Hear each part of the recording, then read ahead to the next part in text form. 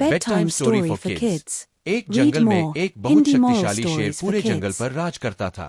उसे अपने ऊपर बहुत घमंड था। शेर से जंगल के सभी जानवर बहुत डरते थे।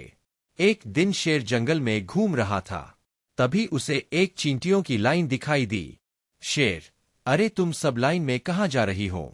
चींटी, हम सब खाने की तलाश में जा रही है। इतने बड़े जंगल में कहीं खो न जाए इसलिए लाइन में जा रहे हैं। शेर, ये जंगल मेरा है, मैं यहाँ का राजा हूँ। तुम्हें मुझसे डर नहीं लगता? चींटी, हमें कैसा डर, आप बड़े जानवरों को खा सकते हो इसलिए वो आपसे डरते होंगे, हमें तो आप खा नहीं सकते। शेर, अच्छा ये बात है, मैं तुम्हें एक बार में मसल दूंगा, सारी मारी जाऊंगी। चींटी, जाओ जाओ, अभी हमारे पास समय नहीं है, फिर कभी मिलना और कोशिश कर लेना। शेर, रुको जरा, मैं अभी बताता हूँ। Read more Hindi moral stories for kids कहकर उनके ऊपर पैर रखने की कोशिश करता है, लेकिन वे सारी एक तने की जड़ में घुस जाती है जहां तक शेर का पंजा पहुंच नहीं पाता। शेर को बहुत गुस्सा आता है। शेर गुस्से में घूम रहा था, तभी उसके पास एक चीता आता है। चीता, क्या बात महाराज, आप बहुत परेशान नजर आ रहे हैं। शेर चीते को सारी बात बताता है।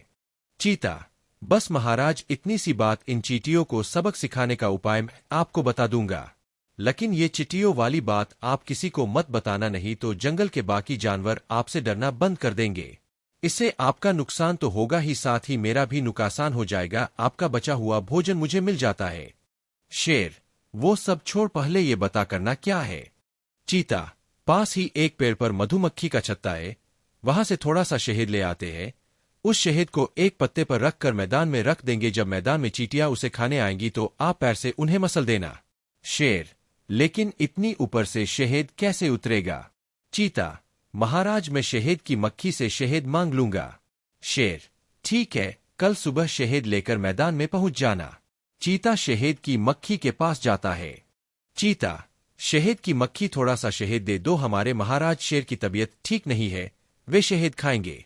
अगर तुमने शहद नहीं दिया तो महाराज तुम्हारे छत्ते को तोड़ देंगे। शहद की मक्खी डर जाती है और शहद चीते को दे देती है।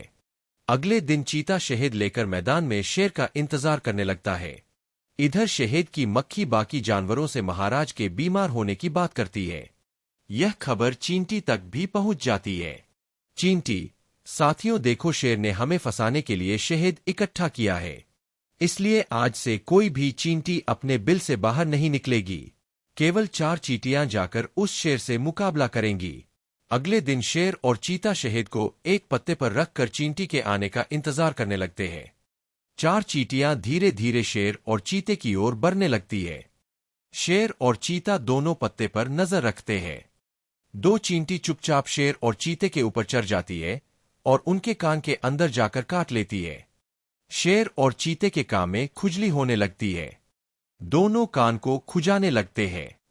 इसी बीच उनका ध्यान पत्ते से हटा जाता है। उसके बाद चारों चींटियां उस पत्ते को उठाकर मैदान से दूर पेड़ की जड़ में अपने बिल में पहुंच जाती है। शेर और चीता दोनों बहुत देर तक कान खुजाते रहते हैं। जब उन्हें थोड़ा सा ध्यान आता है तो वे देखते हैं कि न वहां पत्ता है न शहद।